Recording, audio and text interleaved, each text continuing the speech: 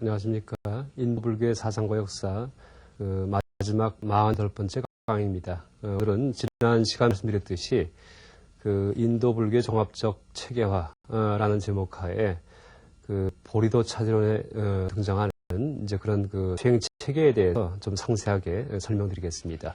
인도 불교가 이 보리도 차지론이라는 책 한 권의 내용을 통해서 전체가 다 핵심이 체계화되기 때문에 이 내용을 소개할 경우에 우리가 인도 불교사를 공부할 때 이 단순히 지 공부가 아니고 실제 불교는 신앙에 대한 이제 공부가 되어가지고 우리의 심성 자체가 이제 변해될 수 있을 것 같기 때문에 제가 이제 마지막 강의로 이 보리도 차지론의 내용에 대해서 소개를 해드리기로 그렇게 마음을 먹었습니다.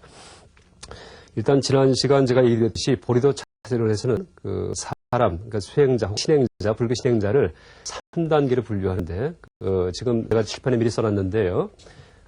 하사와 주사와 상사 이렇게 이제 3단계로 이제 나눕니다. 그래서 하사, 그러니까 가장 낮은 단계의 사람들이 가는 불교 신행과 수행의 길은 그걸 하사도길이라고 하고요. 다음 단계를 중사도, 마지막 단계를 상사도 이렇게 얘기하죠.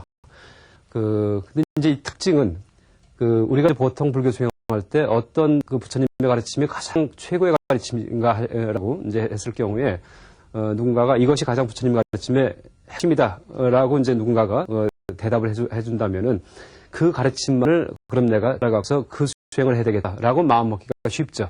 그런데 이 보리도 차지론서는 그걸 철저하게 부정합니다. 그러니까 부처님의 가르침이 어떤 것이 최고라고 하더라도 그 최고의 가르침이 진짜 체득이 되려면은 부터 닦아야 된다라고 얘기하는 것이 보리도 차지론의 이제 가르침의 아주 특징이라고 할 수 있습니다. 그래서 이제 모든 인도 불교의 가르침을 단계화해 놓고 있고 단계화한 다음에 이제 그것도 가장 밑에 단계부터 닦아야 된다라는 점을 이제 강조하고 있다라고 얘기할 수가 있죠. 그래서 가장 밑에 단계가 이제 바로 하사도죠. 하사도에서는 우리 마음속에 종교심과 도덕성이 각인이 됩니다. 철저하게 종교적인 사람이 돼버리고요. 무슨 얘기냐 하면은 속물처럼 세속에 빠져 살지 않는 그런 마음새가 이제 딱 갖춰질 수 있다라는 얘기죠. 또 하나가 철저하게 하사도의 수행을 할 경우는 철저하게 도덕적인 사람이 됩니다. 그러니까 누가 보건 안 보건 자기 혼자 있더라도 심지어 꿈속에서조차도 나쁜 일을 하지 않는 이제 그런 마음 자세가 각인 이제 그런 사람이 될 수 있다는 얘기죠. 그 다음에 중사도에서 가르치는 것은 출리심인데 출리는 이제 나출자 떠날 리자죠. 그래서 윤회의 세계에서 벗어나고 싶은 마음이에요. 또 내 생에 어디 태어나서 또 살고 싶다 이런 마음이 아니고 해하고 싶은 마음을 강화시키는 그런 이제 이 수행이 바로 중사도다라고 얘기할 수가 있죠. 그래서 이 중사도의 수행을 이제 할 경우에 이때는 우리 마음속에 내 생에 절대 다시 안 태어났으면 좋겠다 하는 마음이 각인이 되죠. 그 다음에 마지막 상사도에서는 우리 마음속에 보리심과 청정견 두 가지 마음이 이제 두 가지 어떤 조망이 생긴다라고 얘기하죠. 이제 이 보리심은 성불하겠다는 마음이에요. 성불. 왜 성불하냐 하면 자비심에서 성불하는 거예요. 우리가요. 왜 부처가 되냐 하면은 많은 종생을 제도하고 도와주기 위해서는 내가 수업 동안 보살로의 삶을 살아야지 돼요. 또 보살로에서의 삶이 누적이 되면은 그 공덕이 쌓일 경우에 나중에 부처님처럼 30 이상 80종을 갖춘 이제 그런 모습을 갖춘 그런 색신, 이제 색은 색신이라고 할 경우에 법신과 달리 화신을 의미하죠. 화신이요. 이런 몸을 갖춘, 그래서 모든 사람의 공경을 받고 또 이런 몸을 갖추고서 가르침을 줘야지 남들이 들어줘요. 그렇죠? 존경을 해주고 따라주고. 그러니까 상대방도 도움을 받을 수가 있죠. 그래서 이렇게 부처님처럼 그런 훌륭한 몸을 갖춘 이제 성자가 되겠다는 다짐을 하게 되죠. 그러니까 중생을 제도하기 위해서 자비 때문에 보리심을 내는 거죠. 또 하나가 청정견인데 이것은 공경에 대한 조망입니다. 색즉시공, 공즉색 할 때 공의 의미에 대해서 명확하게 파악하는 거예요. 그래서 이 사사도에서는 우리 마음속에 보리심이 이게 만들어주고 그 다음에 공에 대해서 명확한 조망이 생기게 만들어주죠. 그래서 이 보리도 차지론의 이 수행칙에 의거해서 우리가 이 수행이나 신행생활을 할 경우에는 이 마음속에 지금 여기 나열한 종교심, 도덕성, 출리심, 보리심, 청정견 이 5가지 아주 훌륭한 마음이 모두 갖추어진다라고 얘기할 수 있습니다. 또 하나의 특징이 아까 말씀드렸듯이 아래 단계 수행, 그러니까 종교심과 도덕심을 갖추고 나서 그 다음에 이게 완전히 되어야지만 출리심, 중사대에 들어갈 수가 있어요. 앞에 단계의 마음 자세가 안 들어가면 절대 중사도로 못 들어가게 합니다. 그러니까 중사도는 해탈하고 싶은 마음이 있는데 동교심과 도덕성이 없는 사람이 해탈하고자 할 경우에는 이 해탈도 진정한 해탈이 아니고 남보다 훌륭한 사람이 돼가지고 존경받고 싶다, 명예를 날리고 싶다 이런 식의 교만한 마음도 조장하기 쉽다라는 얘기를 하죠. 그래서 이제 일단 하사도부터 제가 이제 말씀은 제일 처음에 강조하는 것이 여기 써 있듯이 죽음에 대한 명상입니다. 죽음에 대해서. 그래서 우리가 수행을 할 때 이 불교 수행자 혹은 불교 신행자, 이 불교 신자가 될 경우에 가장 먼저 공부할 것이 자신이 죽는다는 사실이다라는 이제 점을 아주 강조하죠. 그래서 이 죽음에 대한 생각은 이 수행 초기에만 열심히 하는 것이 아니고 처음 불교신 다음부터 나중에 죽기 전까지 한다는 얘기를 합니다. 그러니까 지금도 티베트의 모든 림포체, 달라이라마 이런 분들은 매일 아침마다 나는 오늘 될지도 모른다는 생각을 자꾸 되뇌이면서 생활을 한다라고 얘기하죠. 그래서 이렇게 죽음을 갖다 잊어버리지 않고서 내가 죽을 존재라는 사실을 항상 생기하면서 살게끔 만들기 위해서 이 티베트 같은 경우는 그 밥그릇 같은 경우도 해골로 만들죠. 해골. 사람 죽은 사람의 해골을 잘라갖고 움푹하게 만들어서 은박지로 싼 다음에 거기에 밥을 먹어요. 그게 바루예요. 바루. 해골 바루.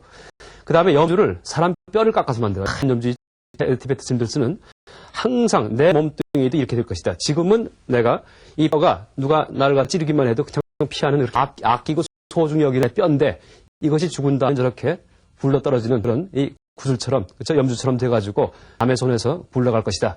라는 사실은 명확한 진상이에요. 이게 삶의 진상이죠. 잊지 말자는 얘기죠. 그 다음에 피리 같은 경우도 사람 장단질뼈를 만들죠.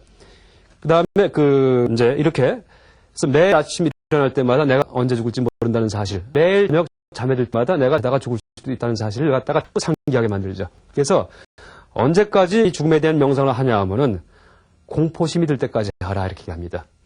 그러니까 마음속에서 아주 심한 공포심까지 매일매일.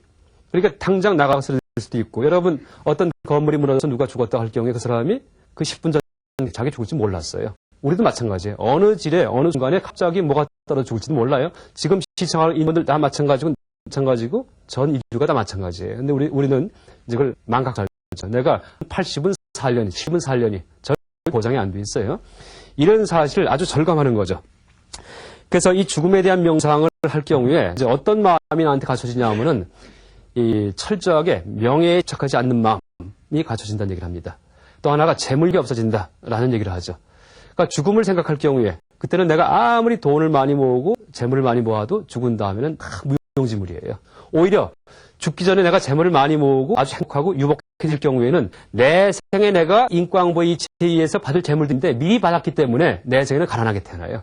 오히려 그렇게 돼요. 그래서 사실 나이 많은 분들이 그냥 증권이든지 이렇게 이제 이 재물을 모으기 위해서 노력하지 않으시는 게 좋습니다. 그러니까 불교의 인법에 의한다면은 자신이 선행을 많이 해서 그렇죠? 복덕이 많아가고 인과응보의 이치에서 받을 복이 많을 경우에 그걸 저금을 했다가 내 생에 쓰는 게 좋죠. 그러니까 나이가 들수록 검소하게 살고 재물을 모으지 않으려고 노력하는 게 좋다 이렇게 얘기할 수가 있죠.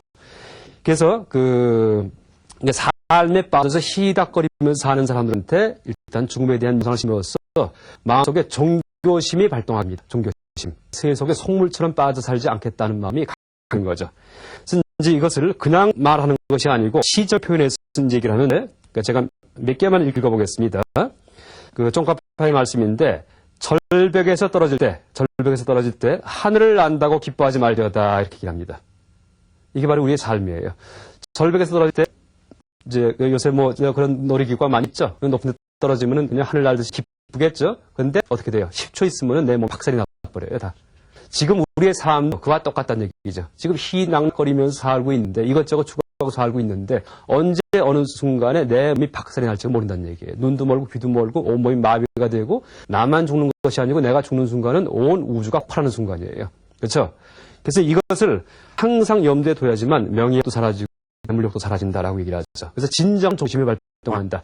종교에 입문하는 사람 같은 경우 어떤 경우에는 명예를 위해서 종교에 입문하는 사람도 많이 있다는 얘기를 합니다. 내가 좀 잘난 체하기 위해서 종교인이 돼가지고. 근데 이제 그런 마음을 철저히 제거시키는 것이 바로 죽음에 대한 명상이다라고 얘기를 하죠. 그 다음에 이제 두 번째가 7, 8회 제가 이것이 사막취에 대한 공부예요. 사막취는 뭡니까? 육두윤회 세계 중에 나쁜 곳이죠. 짐승, 아귀, 이 세 군데. 우리가 지금 인간의 몸을 받고 태어났지만은 아주 지극히 드문 일이다 이렇게 얘기를 하죠.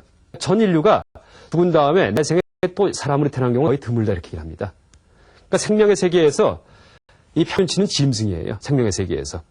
무슨 얘기냐 하면은 일체가 이치를 이제 얘기한다면 일체가 다 공하기 때문에 원래는 행복도 없고 고통도 없어요. 행복이 생긴다면은 그와 똑같은 분량이 있기 때문이에요. 근데 이제 사람으로 태어난 경우에 가만히 보면은 고통보다 행복이 많죠. 굉장히 빚지고 사는 거예요. 거꾸로 내가 저금했던 거 까먹으면서 사는 거예요. 그러니까 짐승 같은 경우는 고통과 행복이 반반입니다. 그냥 하루 종일 공포에 시달리고 남이 나 잡아먹을 거 야극강식. 또 하나가 배고픔에 시달려요. 참새건 비둘기건 하루 종일 먹을 거 찾아다녀요. 고통과 즐거움이 반반이에요. 이게 평균이에요. 사람은 즐거움이 많기 때문에 이것은 내가 현생에 또 복을 많이 짓지 않은 이상 내에서 반드시 떨어지게 돼 있어요.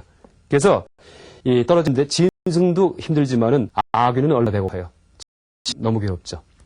그래서 이제 무서워지죠, 내세가. 그 다음에 이제 세 번째 가르치는 게 이렇게 사막도에 대해서 내 생에 내가 아이고 참 무서운 데 가겠구나 하는 이제 그런 마음이 괜히 돼야지 비로소 나를 구제해 줄 분이 누군가 보니까 부처님 뿐이 없어요. 부처님과 그 가르침과 스님께 귀의하는 마음이 진심으로 나올 수가 있다는 얘기죠. 삼귀의할 때 입으로만 하는 게 아니고 마음속에서 눈물을 흘리면서 감동해서 부처님 제발 살려주세요. 스님들 제발 살려주세요.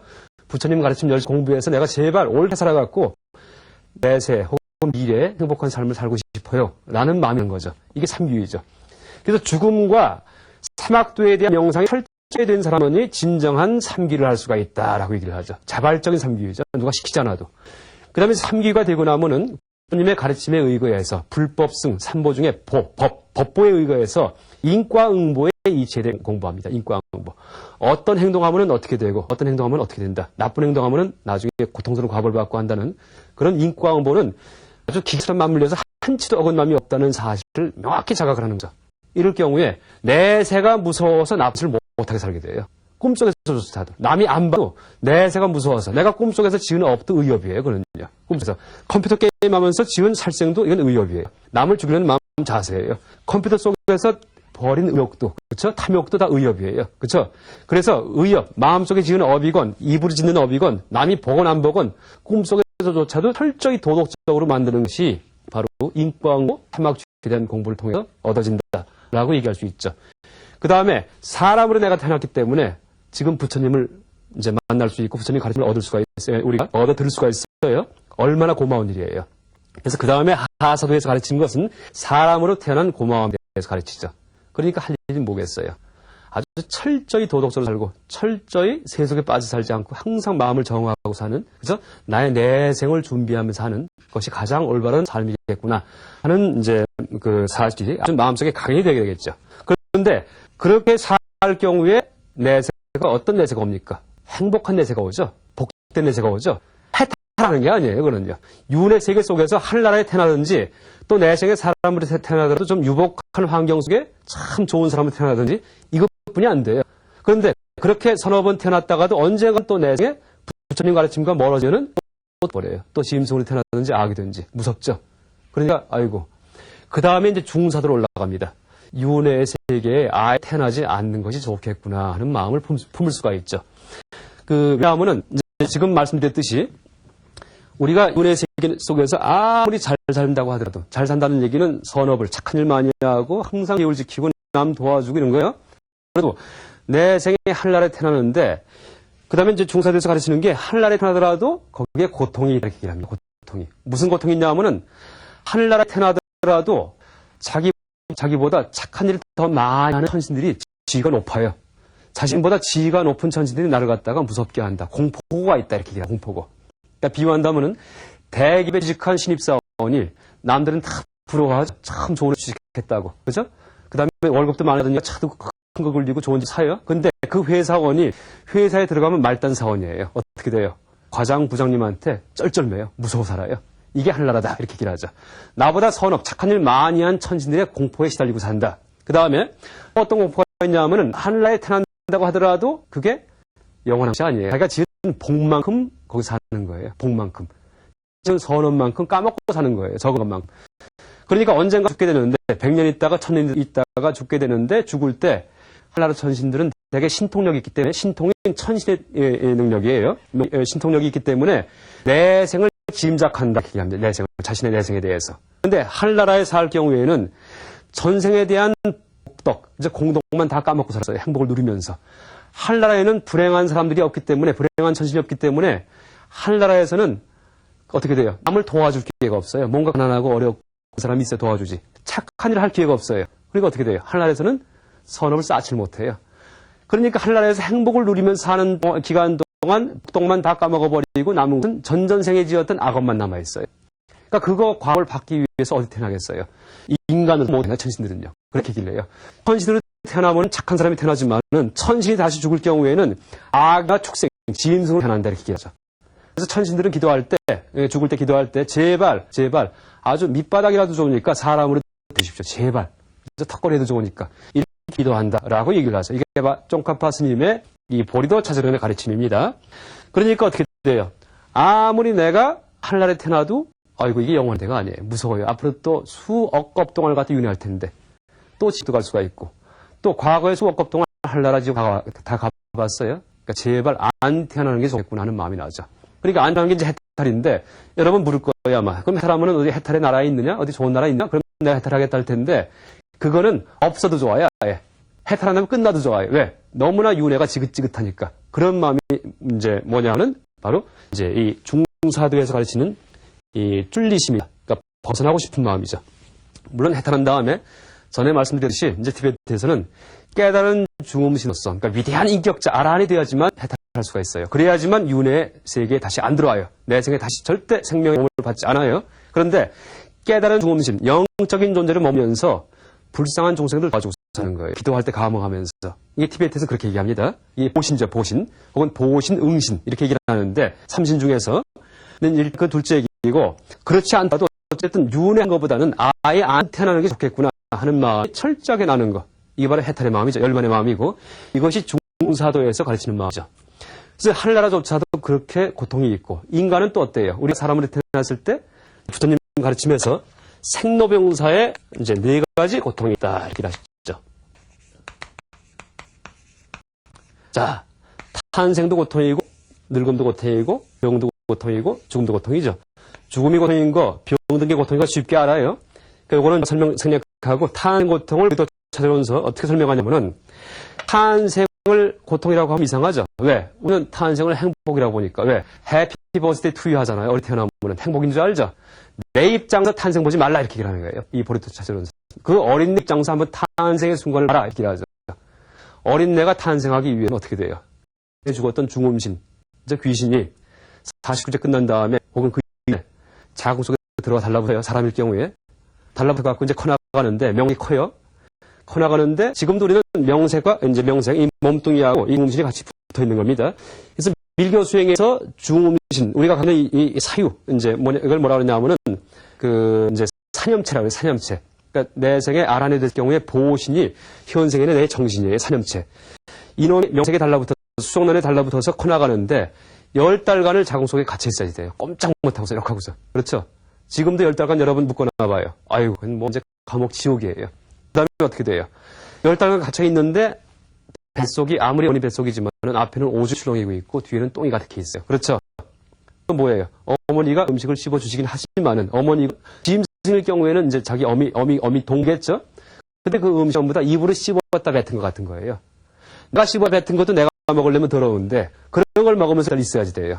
이게 쫑카파 스님의 가르침이에요. 그러니까 출리심을 강화시키기 위해서 그런 비유를 자꾸 드는데 그게 거짓말이 아니고 그 입장에서 봐라 이런 얘기예요. 탄생의 고통은 탄생 그 생명체의 입장에서 봐라 이렇게 얘기하는 거죠.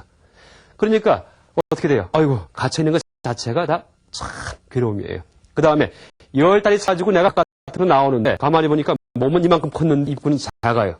나가다 죽을 것 같아요. 그렇죠? 여러분 봐요. 막 들이밀어요. 조금만 그러다가 그럼 몸이 오그라들면서 죽어버려요. 애기 낳다가 죽는 애기도 많이 있고 죽이는 어머니도 많이 있어요. 죽는 어머니도. 그렇죠? 물론 현대의학이 발달해서 좀 다르지만은 그러니까 이야 이거 무시무시해요. 탄생의 순간 코 살아나왔어요. 몸이 막 찌그러지면서 나왔는데 어머니 아버지가 기쁘다고 퍼대기로 감싸주는데 퍼대기 스치는 촉감 하나하나가 칼날이 스치듯이 아프다 이렇게 얘기해요. 양 속에 동동 떠 있다가 이 퍼대기에 스쳐봐요. 그러니까 탄생 자체는 해피 버스데이 투유가 아니에요. 언해피 버스데이 투유예요. 이게 그 탄생한 그 입장에서 바라본 본 생의 모습이죠. 그러니까 생이 고통이에요. 이게 바로 고성제 중에 사성제 중에 고성제가 있죠. 그 중에서 생에서 그러니까 고할 때 사고 팔고 얘기야 네 가지 고가 생로병 네 가지 고통이 있는데 생의 고통이에요. 노예 고통은 뭐라고 얘기하냐면은 노인분들은 다 아실 거예요. 늙음이 얼마나 고통스러운지. 눈도 안 보이고 귀도 안 들리죠. 또 하나가 바스님 말씀은 앉아 있다가 일어나려면은 얼마나 힘들어요. 일어나는 모습 보세요. 나 좀 잡아줘 하시죠. 왜? 마치 나무 뿌리를 쥐어 뜯듯이 힘들다 이렇게 얘기해요. 나무 뿌리를 갖다 쥐어 뽑듯이 일어난 자체가. 애들 젊은 사람들 일어났다 앉았다 마음대로 해요. 또 앉을 때에는 노인들이 앉을 때에는 마치 줄 끊어진 푸대처럼 흙부대가 줄 끊어진 것처럼 널브러진다 이렇게 얘기해요. 그렇죠? 그래서 이게 노고통이고 공사고통 다 마찬가지죠. 그러니까 삶 자체통이에요. 삶 자체가 인간도 마찬가지고 그 밑에 짐승이건 그 다음에 모든 게 다 똑같죠. 짐승 같은 경우도 이제 이 가축만 봐도 닭장 속에 닭을 보세요. 꼼짝 못하고서 모이만 먹어요. 모이만.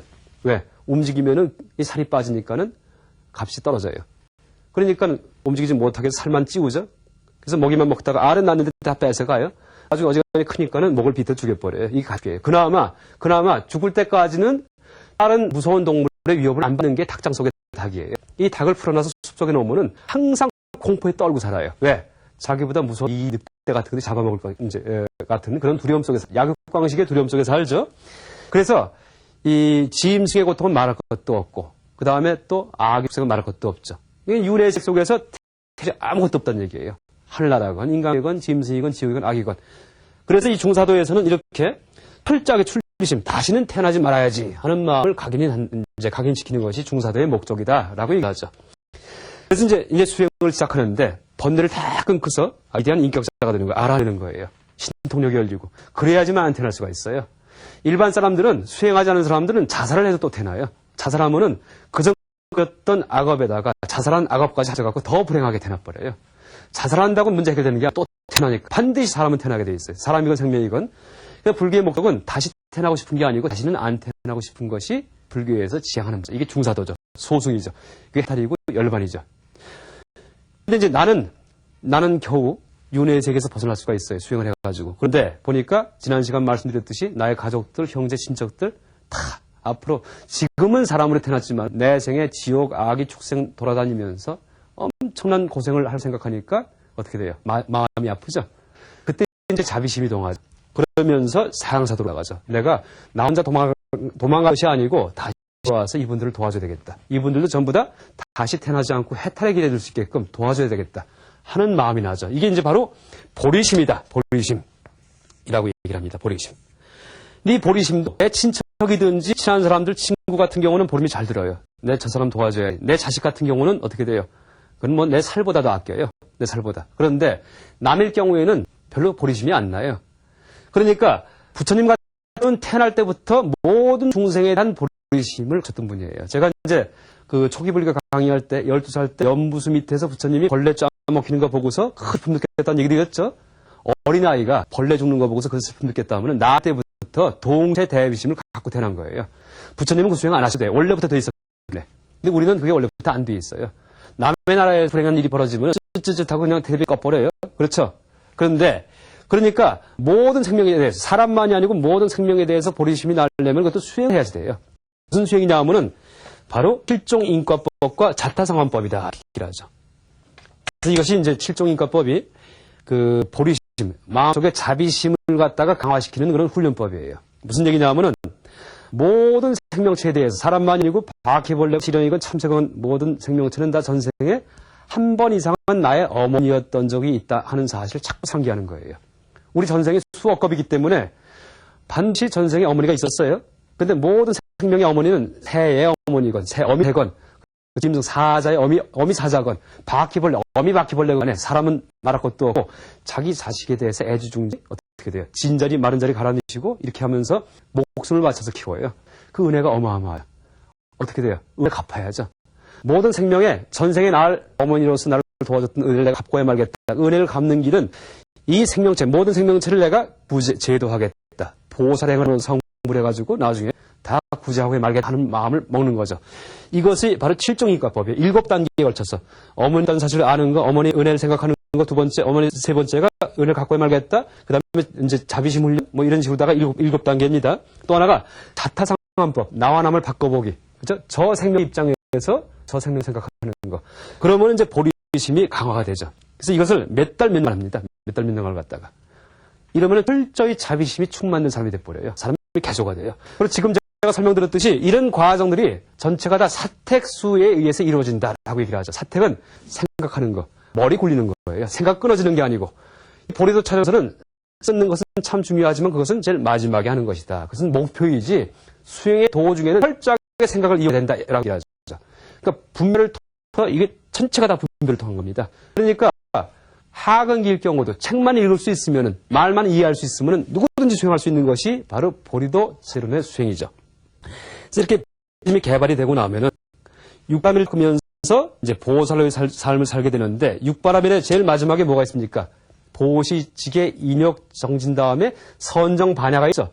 선정 반야가 바로 쌍수할 때 선정과 해 지입니다. 그걸 관 멈출지 볼 관자 지가 뭡니까? 선정의 방법이죠. 그렇죠? 지 관은 뭡니까? 지에 반을 얻는 방법이에요. 이것을 지는 사마타 범어로 이 관은 윗바사나 해가지고 두 분야를 갖다가 따로 나눠가지고 얘기를 합니다. 그래서 이제 사마타 하는 방법, 그러니까 마음을 멈추는 방법에 대해서 한참 설명을 하고 그 다음에 거기에 더서 관 지혜를 닦는 법을 한 설명을 하죠. 이제 사전의 전체 수행 체계인데 마지막 사마타와 비파사는 지관 수행이죠. 정의 쌍수죠. 이럴 경우에도 어떻게 하는 거냐 하면은 정의 쌍수를 함께 하는 게 아니고 하면은 정부터 들어간다. 지부터 들어간다. 마음을 멈추는 것부터 먼저 하는 겁니다. 그러니까 마음 동화시켜서 가만히 고요 가라앉히는 것부터 먼저 했다가 완전히 감고 나서 마음이 혼침 가라앉지 않고 보고 들뜨지도 않은 그런 경한 상태, 가뿐한 상태가 됐을 때 그다음에 심일성성, 마음이 한 대상에 집중할 수 있을 때 그때 윗바사나 수행을 해요. 지혜 수행을 하는데 그 지혜의 내용은 바로 공에 대한 조망이다. 공성에 대해서. 근데 그걸 무엇을 통해서 하냐면은 제가 중관 사상 얘기할 때 말씀드렸던 그 중론의 가르침에 의거해서 공성을 파악하는 것이다. 라고 얘기를 하죠.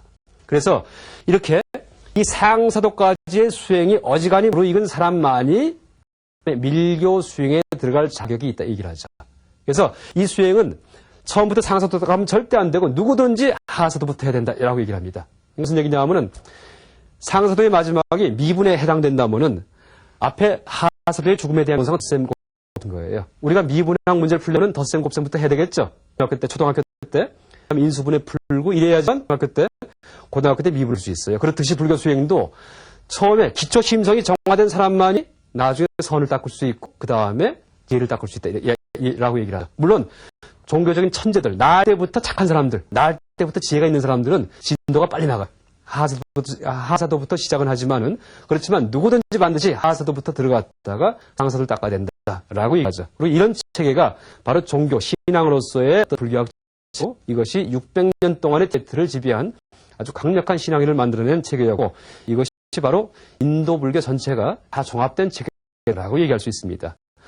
그리고 이제 혹시 이 내용에 좀 더 관심 있는 분들은 지금 시중에 요약한 그 책들이 몇 개 나와 있는데 초펠스미라는 분이 이제 편저하신 깨달음으로 가는 순서라는 책도 하나 있고요. 깨달음의 길 이라는 책이 이제 달라이라마 강연집인데요. 이 체계를 아주 간략하게 요약해 있습니다. 그래서 앞으로 공부할 분들은 이 두 권의 책을 참조하시기 바랍니다. 이상 제가 인도 불교 전체를 일단 뭐 사상사적으로 조망을 해봤고요. 마지막에는 그 티베트에 대한 티베트 이식된 인불교가 사전에서 어떻게 구현되고 있는지에 대해서 설명을 드렸습니다. 이것으로 총 48번의 인도불교 사상과 역사 강의를 모두 마쳤습니다. 그동안 애청해 주신 여러분 대단히 감사합니다. 네.